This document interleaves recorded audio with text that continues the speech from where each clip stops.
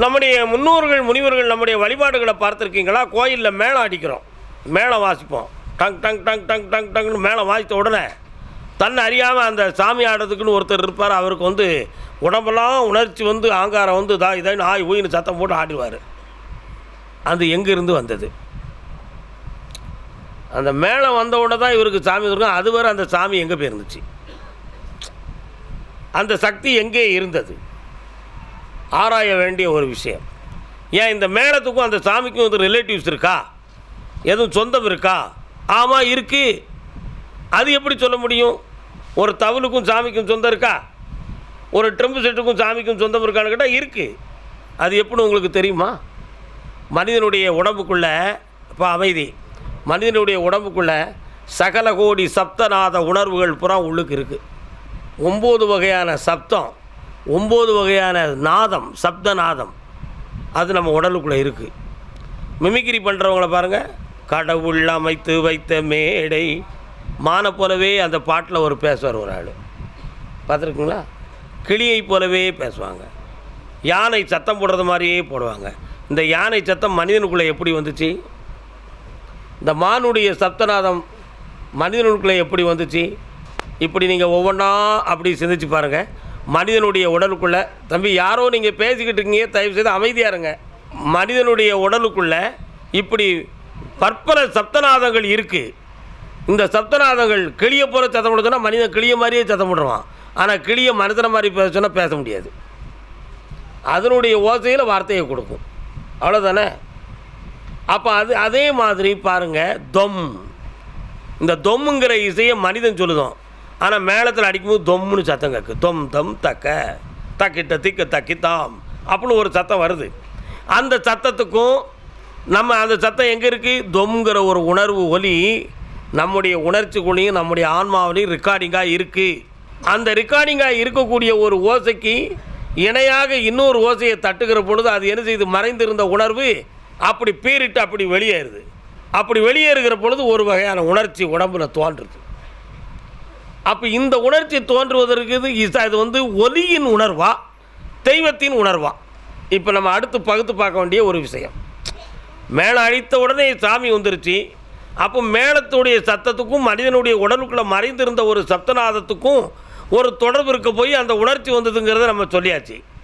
ஆனால் இந்த உணர்வுக்கும் தெய்வத்துக்கும் எப்படி சொந்தம் வந்துச்சுன்னு கேட்டால், தெய்வம் தான் நம்மளை படைச்சிது, அதனால் வந்திருக்குன்னு பொதுவான கருத்துக்களை நம்ம பேசக்கூடாது.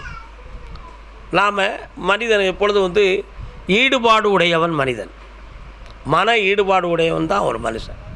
நமக்கு வேண்டிய ஒரு நண்பன் எங்கேயோ செங்கோட்டையிலேயோ சென்னை, அவனுக்கு ஒரு வீட்டில் ஒரு கல்யாணம்னு சொன்னோன்னே கல்யாணத்துக்கு போக முடியாமல் நாம் அங்கே தென்பொதிகையில் குற்றாலத்தில் இருக்கிற நமக்கு போக முடியலைங்கிற ஒரு வருத்தமும் தோணும். இவ்வளோ நேரம்லாம் கல்யாணம் நடந்திருக்கும் என்ன அப்படிங்கிற ஒரு உணர்வு தோன்றும். கல்யாணம் வீட்டுக்கு அந்த வீடு எப்படி இருக்குங்கிற ஒரு மகிழ்ச்சி இவன் உன்னத்தில் தோன்றும். ஆனால் இவன் அந்த கல்யாண வீட்டுக்குள்ளே போகலை. இவன் இருக்கிறது இங்கே செங்கோட்டையில் இருக்கான், நடக்கிற கல்யாணம் சென்னையில் இருக்குது. ஆனால் இந்த மனசு அந்த நிகழ்வை தொட்ட உடனே அந்த கல்யாணம் நடக்கிற நேரம் எப்படி இருக்கும், இவ்வளோ நேரம் திருமணம் முடிஞ்சோடனே எப்படி இருப்பாங்க, என்னென்ன நிகழ்வெல்லாம் இருக்கும் என்பதெல்லாம் இவன் உள்ளத்தில் தோன்றுச்சே. அதுக்கு பேர் தான் மன ஈடுபாடு. நாம் ஒரு தெய்வத்தின் மீது வைத்திருக்கின்ற பற்று, பக்தி, உணர்வு இதெல்லாம் ஒரு ஈடுபாடாக வச்சுருவோம். ஆனால் அந்த தெய்வத்தை உருவளவு நம்ம பார்த்ததில்லை. ஆனால் ஓவியத்தளவு நம்ம பார்த்துருக்கோம், சிற்பத்தின் அளவு பார்த்துருக்கோம். அதுக்கு அலங்காரம் பண்ணும்பொழுது நம்ம மனதை அதுலேயே பார்க்க, அந்த பூமாலை எப்படி போட்டிருக்கான் பாரு, நல்லா அழகாக இருக்குது பாரு, சந்திரம் வச்சோடனே நல்லா இருக்குது பாரு, குங்குமம் வச்சோடனே நல்லா இருக்குது பாரு. இப்படி கொஞ்சம் கொஞ்சமாக சந்தனம் வைக்கிறது, அபிஷேகம் பண்ணுறது, ஆராதனை பண்ணுறது, வேட்டியை கட்டுறது, அலங்காரம் பண்ணுறது, இதை பூரா அப்படி மெல்ல மெல்ல மெல்ல மெல்ல பார்த்து பார்த்து ஒவ்வொன்றா பார்க்க அடுத்து என்னது ஆராதனை தானே அப்படிங்கிற ஒரு கிளைமாக்ஸ் நிகழ்வுக்கு நம்ம வந்த உடனே மணி அடித்து பூஜாக தன்னை அறியாமல் உணர்ச்சி பார்த்துட்டு சுவாமியே சரணவையப்பான்னு சொல்லிடுவோம். புரியுதா? இது எல்லாம் என்னது? நம்முடைய மன ஈடுபாடு. இந்த மன ஈடுபாடு அப்படி செய்துக்கிட்டு இருக்கும்போது அந்த நேரத்தில் இப்போ ஒரு கோவில் கொடை 8 நாளைக்கு முன்னால் காப்பு கட்டியிருந்தோம். எப்பா காப்பு கட்டியாச்சு, எல்லோரும் பத்திரமா இருந்துக்கணும், விரதம் தவிரக்கூடாது, நான் வெஜிடேரியன் சாப்பிட்றக்கூடாது, எல்லோரும் மன ஒழுக்கத்தோடு இருக்கணும், தண்ணி அடிச்சுக்கிடக்கூடாது, சாமி குற்றம் ஏற்பட்டுறக்கூடாது, எல்லோரும் நல்லா இருக்கணும், ஒரு ஒழுக்கத்தை கொண்டு வந்துருந்தோம். ஆனால் சாமி தண்ணி அடிக்காதுன்னு சொல்லவும் இல்லை, கரிதுன்னு சொல்லலை.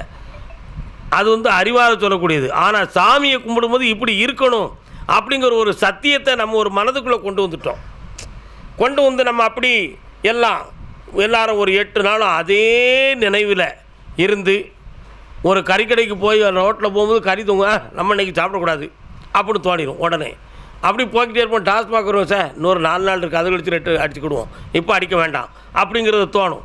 இப்படி ஒவ்வொன்றா போய்கிட்டு இருக்கும். இப்படி ஒவ்வொரு விஷயத்தையும் பார்க்கும் பொழுது சாமிக்காக 8 நாள் ஒதுக்கப்பட்டிருக்கோம், நம்ம தெய்வத்துக்காக ஒரு 8 நாள் ஒதுக்கப்பட்டிருக்கோம். இன்றைக்கி இதை சாப்பிடக்கூடாது, அதை சாப்பிட, டெய்லி 2 தடவை குளிக்கணும், இன்றைக்கி நேரம் ஆகிடுது, 5 மணி ஆகிடுது, குளித்து 6 மணிக்குள்ளே விளக்கேற்றணும், சாமியை கும்பிடணுமே போகணுமே அப்படிங்கிற ஒரு மனதை நம்மளை நாமே தயார் செய்து அப்படி ஒரு நல்ல உணர்வுகளுக்கு கொண்டு வந்து உள்ளத்தை தூய்மைப்படுத்தி நம்ம ஒரு தெளிவுக்கு அந்த 8 நாள் வந்துடுறோம். 8ஆவது நாள் 7ஆவது நாள் வந்து குடியழைப்பு, 8ஆவது நாள் கோயில் கூட 12 மணி பூஜையில் சாமி இன்றைக்கி ஆங்காரமாக வரும், எல்லாருக்கும் நல்வாக்கு கொடுக்குங்கிற எதிர்பார்ப்பினுடைய உணர்வு.